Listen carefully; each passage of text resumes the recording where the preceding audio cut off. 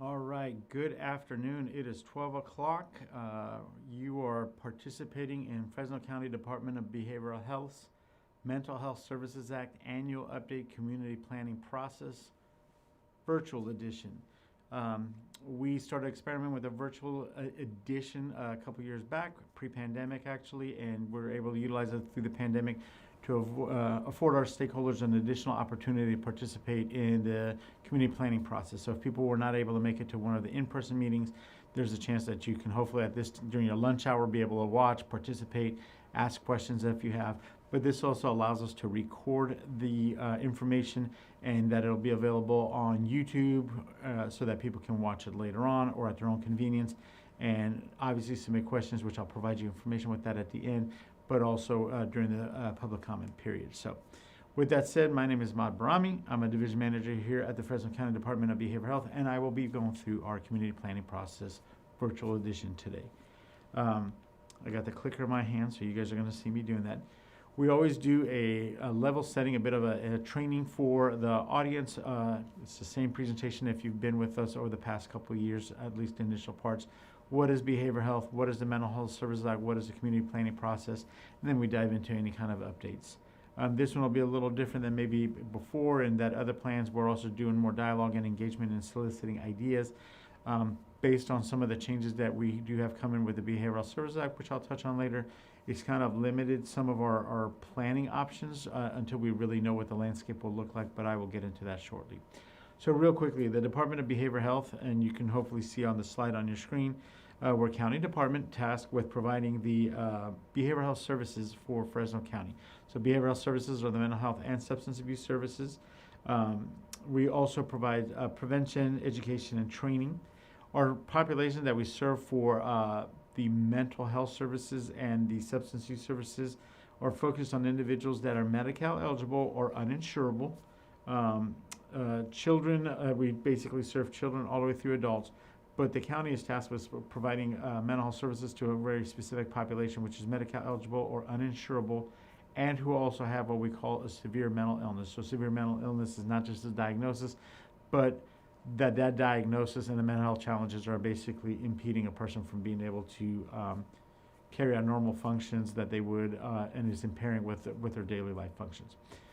We are in the business of also providing still some prevention and training, education, outreach, things of that sort, but I'm going to touch on that later. In the next year and a half or so, the counties in general will be transitioning away from some of that work in some areas. In some areas we will still have it, but we will touch on those. And when it comes to currently the prevention services, education, and a lot of the other support, informational outreach, those are services that are available to everyone in Fresno County. They're not limited to just those individuals who are Medi-Cal or uninsured. So there's a couple of services that we'll talk about in those things that we'll get to in subsequent slides. So real quickly, what is the Mental Health Services Act, or as I'll be referring to it as MHSA?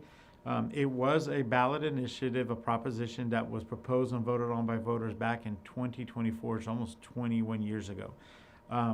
It was money that was raised through tax revenues to be able to support the behavioral system, and really was meant to allow us to transform the behavioral health system by both closing gaps within the system, but also allowing us to look at things like prevention, early intervention, education, addressing technology and capital in terms of facilities and building, as well as really starting opportunities to pilot programs, to learn, to do some demonstration, scale up, scale down services and models, things of that sort. When this proposition was on the ballot way back in 2024, it was listed under Proposition 63. So you will still see today something still associated with MHSA and Prop 63, but the state does not use an infinite set of numbers, so they do recycle numbers over time for propositions. So Prop 63, depending on how you Google it and when that Prop 63 was, it may refer to the 2004 Mental Health Services Act, or it could lead you to some of those. So your best bet, if you're looking for information related to this, is look up the Mental Health Services Act. This was like I said, voter-approved initiative back in 2004 that was going to raise tax revenues to support these endeavors that I said by focusing on annual incomes that were over $1 million. So that's each year. So if for some reason you're a millionaire 1 year and not the other, you would pay that 1% on that year. So if I somehow pulled on a bunch of overtime and got lucky and found all these other things that in my job or you did in your job, and you made over $1 million, then you would be paying a 1% on that. But if you went back the next year to 999,000 or down to 90,000 or whatever, not, you would not pay those. So it's really, for lack of a better term, referred to as a millionaire's tax for those incomes, but it is an annual income. So you may be a millionaire 1 year, may not be the other year. The reason that's relevant is that revenue source is based on taxes, and the taxes are based on income, and then it depends on the economic state of California. So if you're in a recession period or things like that, the number of people that might be making the incomes over $1 million maybe go down, which means their revenues are also going down. At times of big economic boom where everyone's becoming a millionaire and there is money there, then there'll be more money generated through those tax revenues. So just a quick level setting and understanding how MHSA is funded and why the funding sometimes fluctuates over periods of time. So now I'm going to dive a little deeper into the Mental Health Services Act, MHSA, and there's 5 components to MHSA. So in the first 10 years, the state funded all 5 components which you see on the screen. They funded a prevention, early intervention, community supports, innovation, workforce education training, and capital facilities and technologies. After those 10 years, the state funded the top 3. So you see prevention and early intervention, as we call PEI, community supports and services, which are referred to as CSS, and innovation or IN. Counties could still fund workforce education and training and capital facilities and technology, but they would not get additional funds for that.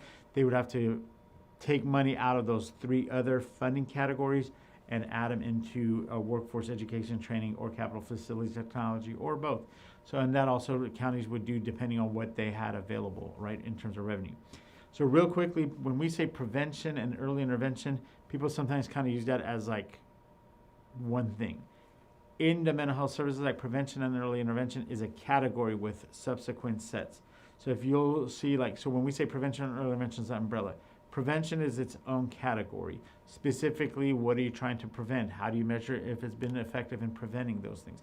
And you have to have a program in that category. But then the next one is early intervention. Early intervention is its own. It's not prevention, early intervention. Early intervention is its own. It is those types of first onset, early signs of a mental illness, maybe a person's first crisis. They're meant to be able to provide that stabilizing and initial contacts to prevent that mental illness from becoming worse and impacting a person's future. Services are meant to really provide the supports over a couple of years for the person, supporting them, family, getting them stabilized. Does require diagnosis, is more clinical in nature. The next one is stigma reduction and discrimination. So stigma, we know, has been a big barrier for years and years and years in people accessing mental health services. So one of the really interesting things that was done under the Mental Health Services Act 21 years ago was to really invest in addressing stigma so we could get people into these new programs and services and addressing potential discrimination and the way people may have been perceived because they're having a mental health challenge or a mental illness or some other type of behavioral health need. So over the past 20 years, we've done a lot of work in that area, and we've seen kind of the change. There's still stigma, but probably less. We hear more and more people seeking out mental health services. More and more people are engaging in care. It's talked about before as a taboo topic, and now it's more discussed. It's discussed to the point to where people are sometimes now calling for more services. Why are there not more? How do we support more? So I think we see the value of that investment. Suicide prevention. It's its own specific category, and we're required to have services in that area. Outreach for increasing signs and symptoms of mental illness. So that can range from traditional outreach, or you at events, doing outreach, talking to people about resources, talking to people about services, doing some stigma reduction activities, but also campaigns you may do, marketing campaigns, educational campaigns, things of that sort. And then increasing timely access for services to underserved populations. So our underserved population could be individuals that are unhoused, individuals that have a severe mental illness and have maybe been or on the street unhoused, early onset, sometimes schools, different populations, language barriers, so there can be a lot of populations that could fall under that underserved or inappropriately served. And really what the increased access is to help people navigate. If you've ever taken out your insurance card at the back and you're trying to find out health care or a doctor, and you've got to call that number, and then you got to go to a website and you got to create a password, and then you got to download the booklet of who the doctors are that are available, and then call and see who's taking your insurance. That's a complicated one. The behavioral system is more complicated than that. So really what the access and increasing timely access was to come up with programs and ways using navigators, health educators, education campaign, website, whatever you could do to try to help people access care in a more timely manner so that they could get the help they need before it results in a crisis or something more debilitating. So those are the areas under prevention and early intervention, PEI. So when we say PEI, it's not those two things, but it's those five. We also want to note that with those, as a large county in Fresno, we're required to have a program in each one of those. PEI is about 18% of the total budget of MHSA that a county gets.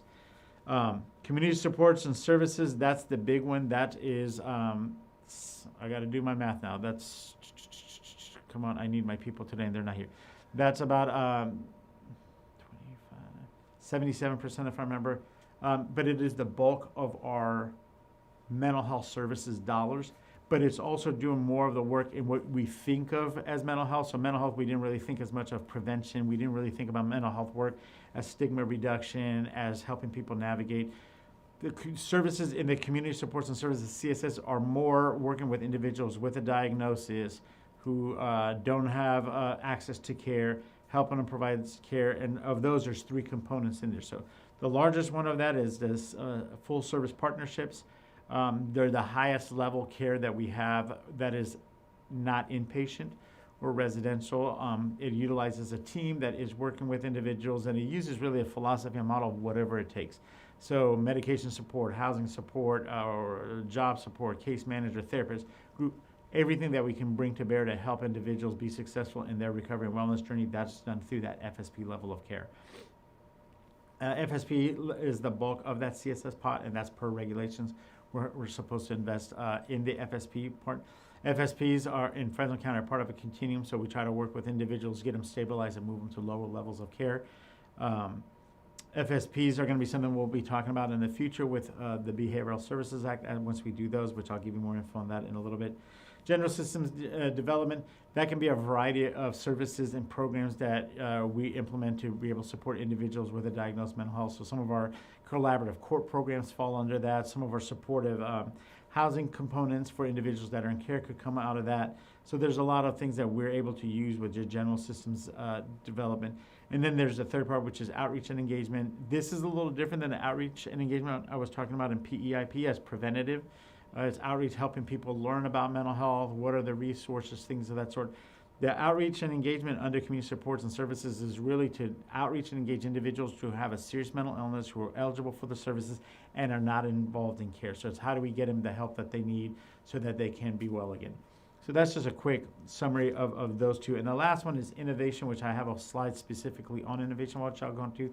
But innovation is 5% of the total MHSA budget. So they take a little bit off of PEI, a little bit off of CSS. That's how you get the 5% for innovation. And innovation is one-time dollars really that allow us to innovate our system of care by taking on some different projects, which I'll get into a little bit later. Workforce education training, like I said, is investment in developing your future workforce, providing training.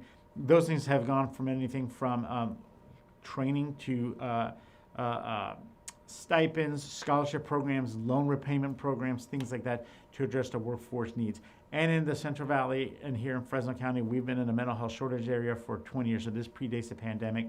So we've been utilizing these before the pandemic through, and we're continuing to try to look at ways that we can leverage those resources to support our workforce needs for now and the future. And then capital, facilities, and technology, monies that were made available to do upgrades, to purchase new buildings, fix buildings, technology, electronic health records, billing system, things like that can help us be more efficient, be more modern, having spaces and service locations that are accessible, that are clean, that are modern, that are efficient. So those were all the things that were done with the initial part.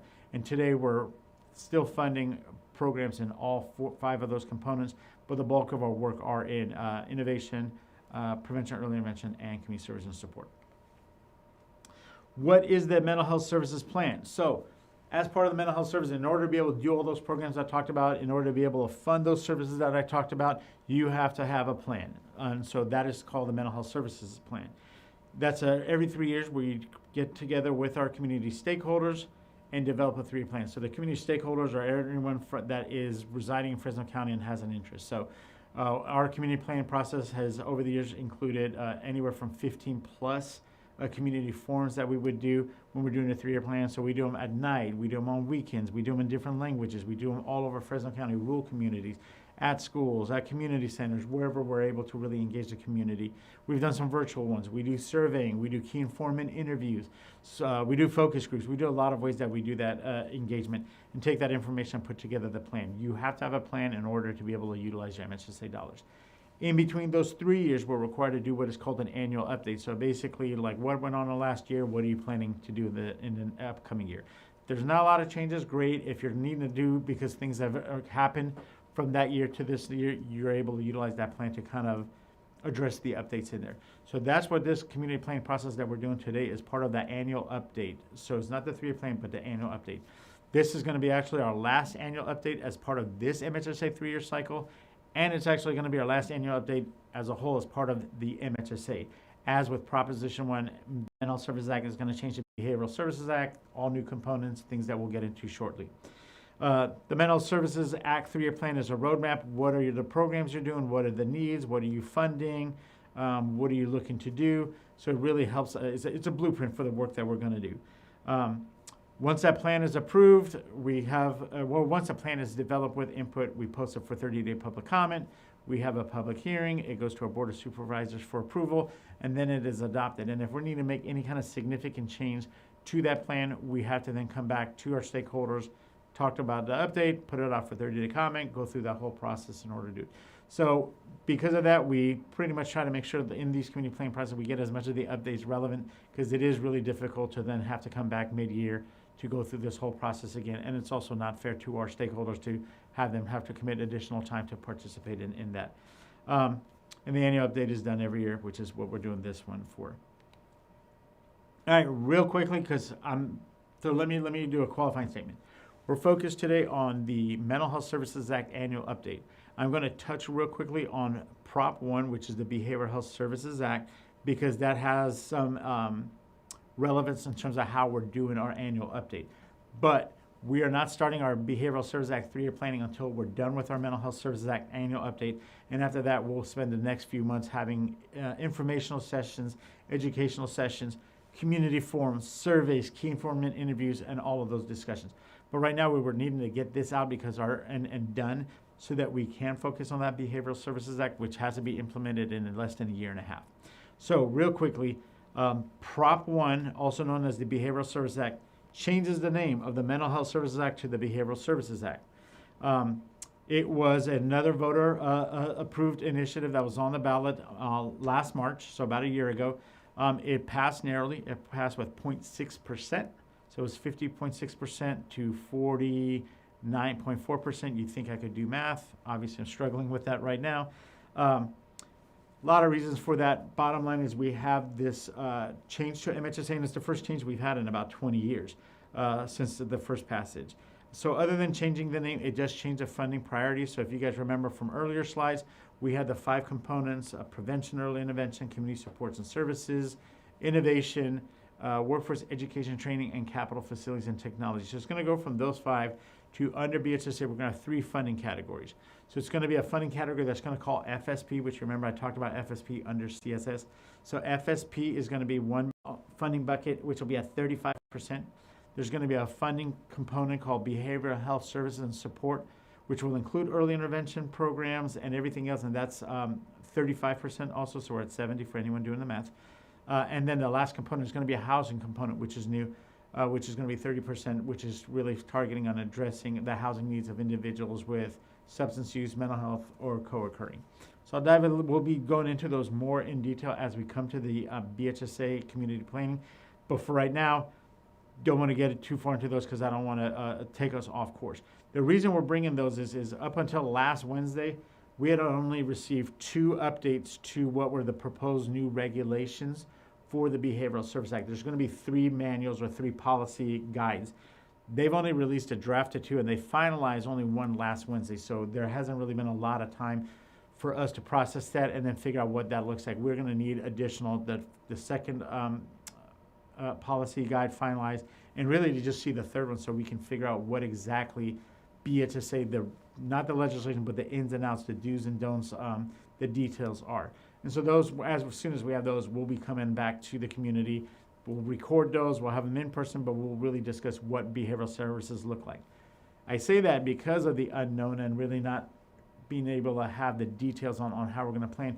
We did not want to come to our community planning process, be soliciting ideas, trying to do needs assessments, only to then find out something we may want to do or something that's proposed may not be viable under the Behavioral Services Act, or the funding categories have changed, so that is not something that we're doing in our area. So because of that, what we're using with our Mental Health Services Act annual update is really just continuing the work, providing some update on programs that are changing, really not doing additions, and waiting till we get into the actual Behavioral Services Act planning to really look at how we do some redesign to our system of care. It will be a transformational to our system of care because right now the Mental Health Services Act and the annual updates are specifically a guide blueprint, as I mentioned earlier, as it relates to the Mental Health Service Act programs and programs funded by that money. Under the Behavioral Services Act, we have to do what is called a 3-year integrated plan. So it's a plan basically for an entire behavioral system of the county for 3 years, and that's everything from substance use, grant funded, Medi-Cal funded, BHSA funded. It's going to be a system-wide process that looks at how every dollar spent, how every program is done, how they're interconnected, what are the outcomes, are they meeting the needs, are they hitting some specific areas that the state is calling for. And so it's going to be a really detailed plan that will have a lot of components to it, and that's why we want to make sure as we lift that up, we're focused on that, and that's why we're trying to wrap up this annual update. So it will definitely be a transformational process. It'll provide greater, well, I'll get to that. I have that coming up in a future slide, so I'm going to wait. So going back to what I literally was just saying, MHSA to BHSA, we're still required to complete an annual update under MHSA because MHSA is in effect until June 30th, 2026. So we still have a year and a half, and so that's why we're doing this community planning, finishing our MHSA annual update so that it's done so that we can focus on the BHSA, which takes effect July 1, 2026. Due to the changes, like I said, with the Behavioral Services Act, still trying to find out the details, really trying to get a sense of what it's going to look like, how it's going to impact our system, where do we need to make changes. We're not diving into that. We're trying to wrap up the MHSA plan.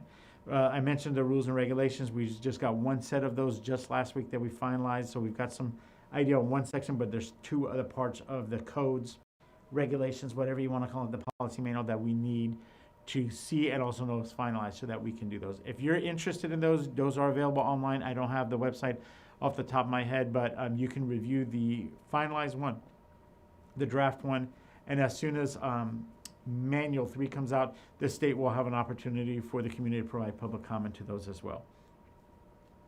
The thing that you'll need to know that with MHSA years ago when we started, it was what are the needs, what are the ideas from the community, what can we fund, and it was really a dialogue of us together designing what that Mental Health Services Act was going to fund and what our system was going to look like. BHSA is a lot more prescriptive. So like I said, there's 3 funding sources. Within each of those, there's specific types of service and programming that has to be done, certain percentage of the funding that has to be spent. So it's not as free-flowing. It's more of, it's when I say prescriptive, instead of like, hey, any idea, throw it on the board and we'll run with it and see what we can do. It's going to be more like, here's the menu, you got to pick off of this menu, for lack of a better term. But like I said, when we get to the BHSA, we're going to have those conversations with you all, and we'll come up with something that's going to really benefit our community still and make sure that we're really effective in the work that we're doing. Yeah, and we'll have that coming up in the coming months. So I'm going to jump to the next slide. This is the key one for you guys as it relates to our annual update right now. So we're proposing very few changes to this annual update for all the reasons I stated. A, we have a lot of unknown. We have a lot of potential changes, so we did not want to And we only have a year left in this, so it didn't make sense to create and add certain things that you may or may not be able to do in a year. So some of the programs that will not be viable or sustainable under BHSA and whose current contract cycle will end at the end of this year are listed below. So we have programs that BHSA is basically taking prevention. The way we had prevention, if you guys remember, I had PI, so I had prevention, suicide prevention, early intervention, stigma reduction, early access, outreach.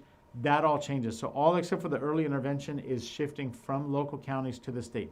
As of right now, it is planned for the State Department of Public Health to run those. Whether they're going to do it directly, if they're going to subcontract, put those out through grants, we don't know. That has not been determined yet. But our prevention efforts are all going to be done at the state level. So we're only keeping that early intervention portion. So we know in a year we're going to be out of the prevention business locally as it relates to MHSA. We still are at this point, we're going to be doing like substance use prevention with youth locally, but that's as of right now. When we say viable or sustainable, being that BHSA gives us basically 3 pots and what's going to be the menu that you will pick items from there. If you have programs that don't really fall into those 3, you would have a challenge in terms of funding and sustainability because you're not able to use those. So you have to now try to find another way that a program could be funded. And some we may be able to find other ways.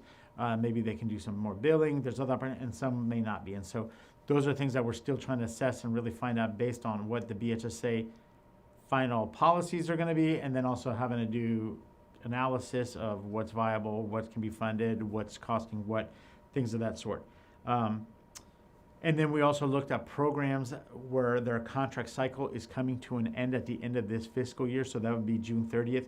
And the ones that we know are probably not going to fit under BHSA and their contracts are ending, basically allowing those to sunset. It would not make sense to go through the process and do another year only for it to then for sure have to stop under the limitations we may have with the current funding with BHSA. But there's going to be opportunities also with BHSA, which we'll get to in the future. So our perinatal wellness program, some of you guys may have recall that. We proposed moving that out of MHSA last year. So this is just a reminder. This is not a change. It's been moved out last year. It wasn't in it. But just as a reminder for people, that was moved out. It didn't go away. It's still funded. It's still a service. It's still doing a lot of great work. It's just not being funded with MHSA dollars. So that's one of the things that we wanted to call on and remind people. Family functional therapy is going to be something that we had to discontinue this year because we only had one provider. They were not able to provide that service anymore. We were not able to find another provider that could do the family functional therapy. So at this point, we sunset that program. However, under BHSA, in the proposed early intervention, if you guys remember, like I said, a menu, it is kind of like a menu item as far as an evidence-based practice that the county could reinstitute, and we'll definitely look at that in the future.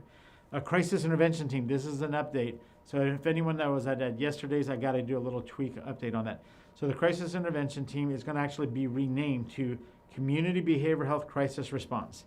So this umbrella term, Community Behavioral Health Crisis Response, is going to include our current CIT, which is Crisis Intervention Team. Crisis Intervention Team is response to individuals experiencing a crisis that is a co-response with law enforcement and a clinician. Going out to try to address situations where there is a need for the response. Then there's the mobile crisis response, which was something new that we implemented a year ago. Statewide, all counties had to do it. We did ours a year ago. This is a non-law enforcement response. So it is a team of trained professionals that are responding to a crisis without law enforcement with the goal of trying to de-escalate, mitigate, triage, provide support, and if need be, then at that point escalate. So they're two similar services, but they are separate services, but they're going to be under the umbrella of that community behavioral crisis response. Currently, they're with one vendor. That'll go out through a request for proposal, and the goal is to keep those two programs with the same vendor, allowing opportunities for leverage, shared information, things of that sort, training, whatnot. So the change with that one is that the name is changing, and it's going to be like an umbrella for that type of as you see, community behavioral health response. So there's the crisis intervention team and the mobile crisis, but both will be that community response. The All for Youth program is just having a slight modification. All for Youth, if you remember, is a partnership that was formed under MHSA about 7 years ago between the Fresno County Department of Behavioral Health and the Fresno County Superintendent of Schools. The goal was to provide mental health services and mental health professionals to every campus in Fresno County. So that's close to 300 schools. That's nearly been achieved. One of the challenges is as you've been able to get clinicians to every school, demand has increased, and like we talked about, the effective work that has been done in stigma reduction, more people are seeking mental health services. So now you may need more than one clinician per site. But that was a partnership that's continuing, so there's no changes going on to that. What we are going to be having with that is narrowing the focus, because again, in a year and a half, prevention is not going to be something that the department is going to be providing, or just counties in general. So we're shifting the All For Youth program away from prevention and some of the outreach and education work, and really just focusing on that early intervention, more of that clinical support, more of that accessing care, more of that stabilizing and really getting the person the services they need. So that service is continuing. It's just not going to be as broad in its focus. I'm going to try to clear the screen because I had something, Brian, that jumped up on here, but Yeah, just close that. there we go. Sorry, guys. So, not doing it now. All right, so the other slide that you'll see on here is additional programs that are going to be adjusted, or changes that you're going to have in this annual update. Supervised overnight stay. It's a program that will continue to be provided. It's actually, I think, getting ready to go out for RFP. What it's going to be doing is removed out of the Mental Health Services Act plan, and it'll be funded otherwise, but the service will continue in there. And in the future, under BHSA, maybe something included under BHSA, but for right now, it's a program that's going to be more of a standalone, but it is a service that will continue in Fresno County. It's not going away. It's just going to be funded differently, and thus we took it out of our MHSA plan. Family Advocacy Services. This is going to be sunsetting at the end of the year. This was one of those services that we were looked at sustainability in terms of in the future. We were looking at in terms of volume, and we're looking at ways that we potentially could be efficient. And some of these functions, while they're great, are things that could be absorbed with some of our internal programs. And so it's a way for us to operate a little leaner. And again, we're sunsetting at the end of this year so that it allows our vendor enough time to know that it is ending, and it wouldn't make sense to do a program only to then not be able to do it in 2026. So with a consultation with our provider and looking at all the factors, we've agreed to sunset that one at the end of this year. Flex account for housing. So this is, I don't say it's an odd one, but the way we did it is it's a program, but it's really more of a line item in a plan. So it's a pot of money that's dedicated to supporting housing needs. Really, it's more of emergency supports for our individuals that are in our care, and for some reason there's some type of a housing emergency, to be able to utilize those. But because it's listed but it's not attached to anything in terms of a program, it's really been difficult to use because people aren't sure who do they go to, how do they access it, when do they access it, what are the criteria. So we're going to keep that resource as is, but instead of having it as its own standalone component, we're going to just take that resource and money and tie it to our housing team. And so they have more regular access to utilize that in supporting people with, whatever it may be, emergency related housing. Because there's also separate hotel motel voucher program. And again, those are resources that we're trying to, instead of have a standalone, and that may have been 20 years ago, we did that just so that we knew it was there. But now because it's separate in there, people forget it's there, they're not utilizing. So we're going to try to make sure we're maximizing this, and it is able to help our teams do a better, I shouldn't say better, they're doing a great job. Help them have greater ease in supporting an individual that might be unhoused or have a housing emergency.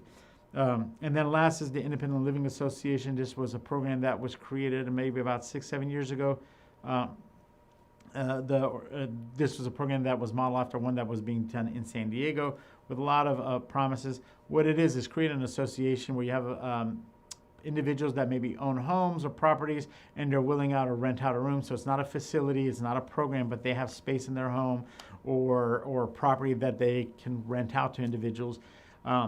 But how do you know where those are? How do you vet that they're of quality? How do you make sure that they're safe? How do you make sure they're clean? So being part of the association allowed those property owners to be engaged, to be trained, to be kind of set some standards on what is, in order to be on this list, what do you have to do? And it really was something that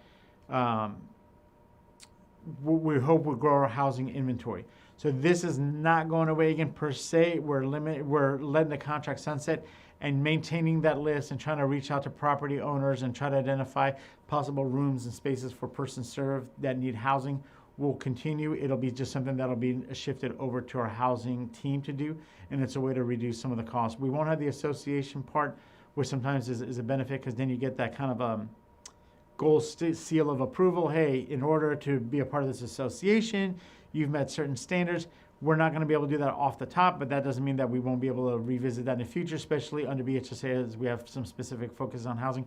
But the work in terms of maintaining lists, engaging property owners, doing those things, those will be something that'll just be absorbed by our DBH housing team. So I told you I have a slide specifically for innovation. This is the slide specifically for, or whichever way it is. Innovation is here.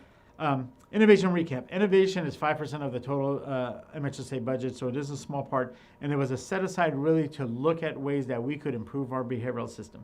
So they're one-time funds, so you can use it for a project for either 3 to 5 years, but they're not ongoing. They're not ways that you're going to run a program. It's for you to run a pilot. It's a way for you to run a demonstration project. It's a way for you to be maybe engaged in some type of a learning collaborative.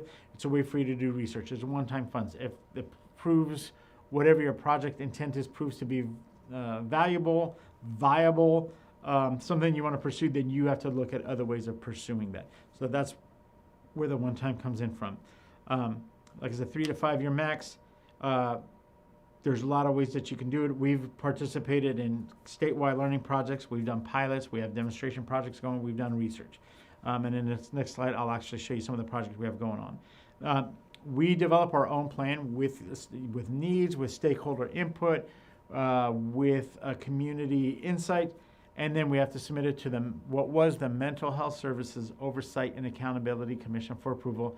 Now with Prop 1, the Behavioral Health Services Oversight and Accountability Commission. Innovation plans are also required to have an evaluation component because, again, they're a pilot, they're a demonstration project, there's research, you need to have an evaluation to really let you know, was this effort successful or not? Did you achieve what you wanted to do? Did you learn what you were hoping to learn? Is this going to provide you insights and information to help you with other projects in the future? So that's just a recap of innovation. Now I'm going to go into some of our innovation programs. So you'll see on the slide, there are a couple of innovation programs that we completed. So the innovation community planning process, we completed that in July. That was a 5-year project. I think we spent about just under $600,000, around $600,000 of the $700,000. We did not spend all of it because we were not able to do all the projects we tried to do in that time. And again, we also want to be responsible with these limited dollars, and they are our taxpayer dollars, so we want to make sure we're responsible with those. But with that, we did a couple of projects centered around youth. We did some community participatory action research project. We commissioned several different needs assessments that were really insightful, that are going to inform us in a lot of different areas. And so we really, we developed some trainings to then utilize those trainings to see if that's something that's going to be viable or just needs. So we did a couple of really innovative things with that. And the intent of this was, when we got approved for innovation community planning, was how do you engage a community to come up with ideas? Well, the way you engage a community to come up with ideas is to have community participatory action research, to have community needs assessments, to have those kind of engagement, to get ideas and get information so you really understand what's going on, what the needs are, and how or might be able to do some work in the future. Now, I also want to tell you, when we did this about 6 years ago, that was pre-Behavioral Services Act. That was pre-changes to some of the work. So some of the things that maybe had come about, or that we were thinking, hey, based on this input from this needs assessment, from this community participatory action research we're going to go through, we may have to change some of that direction or how we're doing that, because our options for maybe how we were going to fund it are going to be changing with BHSA. Handle with Care Plus, it's a model out there really to provide a support to young people, students, after they experience either traumatic or life-changing experience.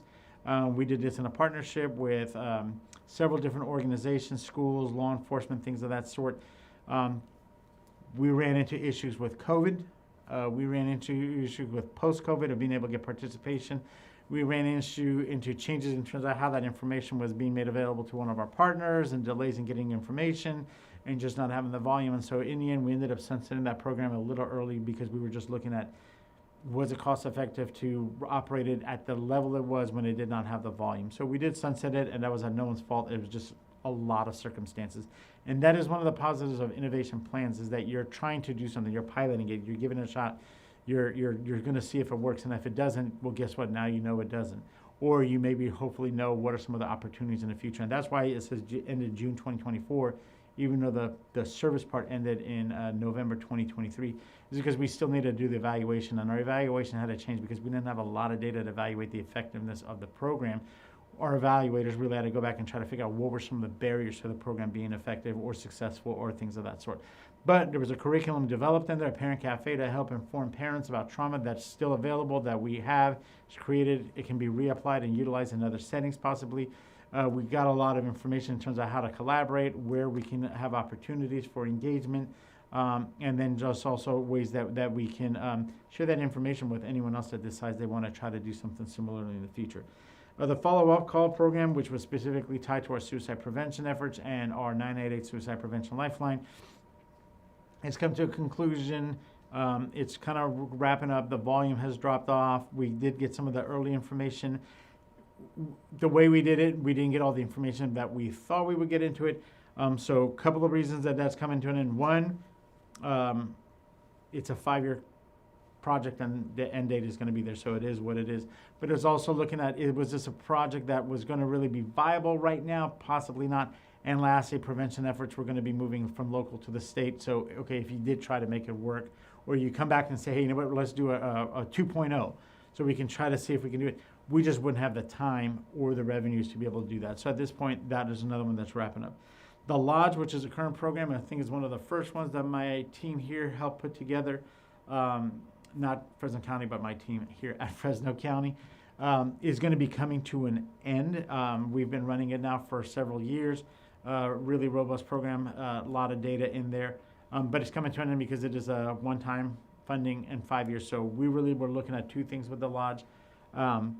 Could a model for engagement through like a close to zero barrier setting, so people don't have to come in and work, they don't have to do chores, they don't have to participate in all this curriculum or class, is basically come as you are. Does that help engage? Now the population was very narrow and very specific, so I need to make sure, I should have probably said that first. The Lodge was looking at engaging individuals with a mental health diagnosis or a co-occurring so mental and substance use, who were unhoused or at risk of being unhoused and who were not engaged in care and were in the pre-contemplation stage of change. So it's basically like, whatever you're offering, I don't care, don't want to do it, not going to do it. So it was like, hey, if we had something that's close to zero barrier, is that a way we could get people in and use peers? So at the time, this was before we had certified peers in California, utilizing peers as your primary workforce to really engage people. Could that be a way that we get people to participate and say, you know what, I'll check out your program, I'll check out the supports, I'll check out some of these services, maybe I'll go into treatment. So we really wanted to really test those two things. And we've done that, and with pretty good success, I would say. And so now what we're looking at is trying to do a Launch 2.0, which will probably be our last innovation program because we only have a year and a half left on MHSA. However, once the program is approved, we would be able to see it to completion, even if it goes into the BHSA, crosses that over into the BHSA line. So what we're trying to do now is take that model, that site, and the peer, utilizing peers, and see, hey, is this an effective way to also engage individuals with a mental health and with substance use, and broadening the referral sources. So before, again, as a research project, it was very specific process in terms of people and resources and referrals, and so now we're looking at how we can broaden those up. And if we can broaden it up and it's effective, will it meet some of the demands we have coming through with policy changes? So BHSA requires a lot more outreach and engagement to individuals that are unhoused, that are homeless, that are in encampments, things like that. We have changes to conservatorship for people that are gravely disabled under Prop 43, SB 43. So the question is like, hey, if we can engage people and get them off the street and get them into care and get them into support, they may agree to go into care, and then you won't have to have those court proceedings, right? And then the last one is looking at even the start of Prop 36 as far as, requiring mandatory treatment for certain offenses. We anticipate with that the demand for treatment may go up, and if that does, what happens to individuals who can't get in yet or may have to have some delays? Could this be another way for us to support people in their recovery and wellness until they can get maybe to the level of care that they need? So those are the two. I think, there's one that's not on the slide, and I just had remembered it after I had sent it to Brian. Last year, we got approved to continue with the Advanced Psychiatric Directive Program, also known as PADS. I do not want to cough on camera. So PADS 2, as it's being called, is a multi-county project following PADS 1.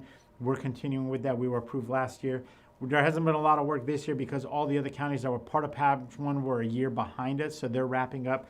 But we're getting ready to ramp up for this next year, and for the next couple of years, we'll be continuing that work to create advanced psychiatric directives for individuals. It will be a voluntary. It'll be something that we're trying to figure out. How can the person serve access it? How can people who need it, emergency responders, crisis intervention teams, hospitals, how can they get it? How can it be updated? How can it be secure? How can it be still person-centered? So a lot of work still going on around that, and we'll be a part of that, but that I forgot to put on the slide. So at the end of this fiscal year, going forward with this plan, we're going to have 2 innovation plans, hopefully. So the PADS 2 will be, PADS 2 will be starting up. We have one that's not on here either, that because it just started, which is our innovation plan, working with justice-involved youth using an ACES framework to really understand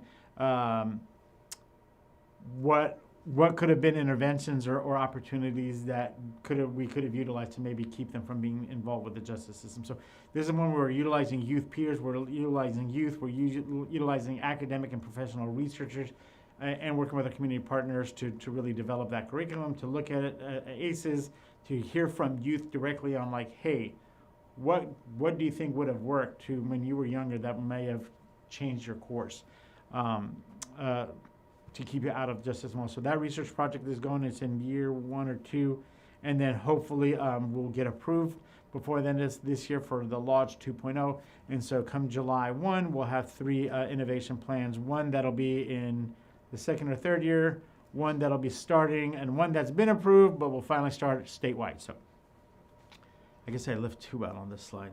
Oops. This will be the kind of the discussion part if we were doing in person, but for those of you guys that are watching online, you can participate through the chat. If I think we put it on Facebook because we were running into some glitches, so we weren't able to do the live stream on Facebook, but we are live on YouTube. We'll put something on there, but if you haven't, you can interact through the chat with you if you've got some questions.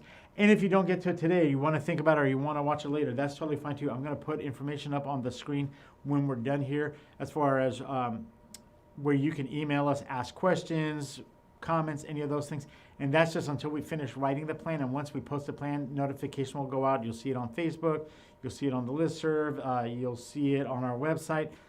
That the plan that we'll put together, and a lot of what we discuss will be in that plan, and you'll have 30 days to review it and give us feedback as well. So this is not the end of the process. This may just be us wrapping up the end of this particular session. So I'm going to give our team a few more seconds just to see if there's any chats coming in, and I can see here too right now. And oh, maybe that was you putting that in. I'm going to jump ahead real quick from this discussion slide to slide as far as just a couple of quick considerations for BHSA. If you have BHSA questions, I would say just hold on to those because we're going to have a whole bunch of community meetings and opportunities to discuss and dive really into those because I think people are going to have a lot of questions, and I think we're going to have answers for those questions so we can plan together. And there's still questions that we don't have answers to, so we may not have all the answers on the BHSA. So as soon as we're done with this, a plan is posted for 30 days. We're going to start trying to coordinate and schedule time in sessions. We're going to do in person, we'll do virtual, we'll provide information. A lot of ways we're going to do it to where we can really start having discussions around BHSA, first informing people on what it is, what's available, and then start having some of the planning. We'll start then doing our community planning process on those. We do know that there's a lot of services and programs that may have to be amended under BHSA. So programs that are doing full service partnerships that are supporting the individual and also housing, the housing component will be separate. So that'll have to be a separate agreement. Some of the early intervention things that we're going to have to implement that we don't have will be new things that we'll have to add. There's going to be, like I said, some things that are going to have to be adapted because there may be some new reporting requirements or outcome tracking that we'll have to add. I said earlier, prevention is going to be something that counties are not going to be able to fund. So that's going to be a state focus. So those are going to be things that we're going to have to really sort through. BHSA is going to provide greater state and local oversight because it's going to be focused on outcomes, evaluating services, looking at the impact it's having, It's going to have some performance standards and benchmarks, so we really know if we're doing a good job in addressing or not. And it's to support a broader statewide goal of overall population wellness. So before, where it was like behavioral health, you do your thing, public health, you do your thing, and everyone does their own thing. The state's trying to put, like, these are things we want to have for wellness for everyone in California. And for us, like, this is your section, but our work is going to then show statewide if we're having an impact or not. I think there was one halfway late, so we'll watch. No worries. I saw that there is a comment in there. They were not able to watch this. This is going to be available. That's the reason why we did this virtual option as well, because then we want to make sure that people can watch it on their own time, or maybe they watched it, but they want to go back and rewatch it just to get clear, like, wait, did I understand that clearly? So not a worry. Like I said, this is not going to be the end of the process. This is just going to be the end of this particular session. Brian will put up in a minute the full screen. So if you have questions, comments, things like that, email us at mhsa@fresnocountyca.gov. It's still MHSA, so mhsa@fresnocountyca.gov. You can go to our and bookmark our FresnoMHSA.com webpage. That is our MHSA page. That's where the plan will be posted for public comment for 30-day review. That's where information on the public hearings will be. That is where the innovation plan that I talked about, the Launch 2.0, is located, so you can review that. That's where all our previous plans and other projects are located as well, so you can find information there. So bookmark that FresnoMHSA.com. Message us, email if you have any questions. Like I said, this is not the end of the process. This is just the end of this session. We'll then, over the next couple of weeks, be finalizing the plan. We'll send out notifications when we post it for 30-day public comment. Then we'll have the public hearing, and at that point, we'll hopefully be done with our MHSA annual update, and we can start on the BHSA 3-year integrated plan, which will be transformational, but there's a lot of opportunities there for us to really have an impact as well. So if there's no other questions, I'm going to give it maybe like another 10, 20 seconds, Brian. I'm going to check my phone because I know the team said they would also throw some questions if they got them through other ways as well. But if not, check out MHSA, FresnoMHSA.com for more information. And this is on YouTube. The link will be available on YouTube. You can share it with people if they have questions. We're totally fine with that. That's why we did it this way, because we wanted to make sure that people had the opportunity to hear and participate and know what's going on. If there's nothing else, we're under an hour. If we were doing a full, MHSA community planning, this presentation would have been a lot shorter and we would have been having a lot more dialogue. But for the reasons I pointed out, this is more of an information update, but you can still reach out with questions. And otherwise, look for us soon with putting out that plan, information on public hearing. And if not, we're going to be coming back to you with some BHSA community planning, both in person and virtually. All right. Thanks a lot, guys.